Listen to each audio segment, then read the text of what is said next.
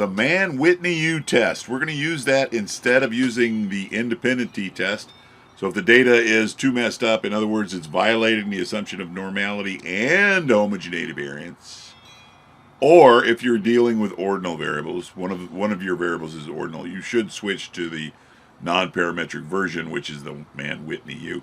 So I'm going to do this one backwards. I'm going to run the t-test first. And again, it is my humble opinion that it really doesn't matter which way you go when it comes to parametric or non-parametric tests, because you almost always get the exact same answer. You either reject the null on both of them or you don't reject the null on both of them.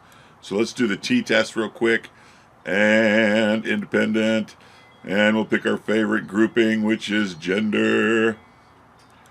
And we got 1 and 2. That's what we're separating males and females with. And let's just do a bunch of them. Let's do age, annual income, anxiety, quality of life, and arrests.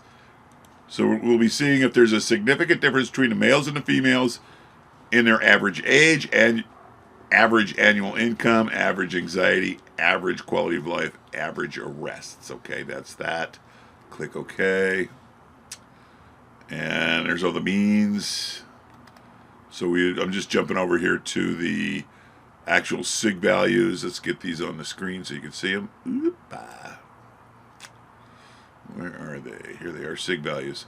So no difference in age, income, anxiety, quality of life, arrests. See that? So none of these Sig values are significant. So the t-test, the independent t-test, says no significant difference between males and females in all 5 of those.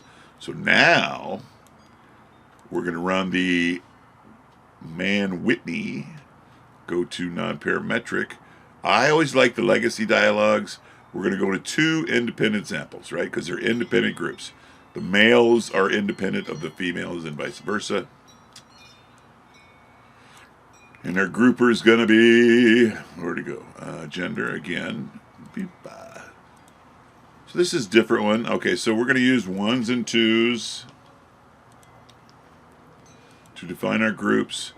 And then we're going to stick in, what was it? Age, income, anxiety, quality of life, and arrests. And I think that's all we need here. So it tells us down here on the bottom what it's going to do. It's going to give us the Mann-Whitney U. We could go ahead and click these other ones, but the results would probably be the same. So we're going to go ahead and run OK. And here's the Mann-Whitney U tests. Again, here's the sum of ranks and the ranking means, which we don't really use here. We go down to this table, and we look at the z-score and its associated p-value. Okay, this is the Sig value.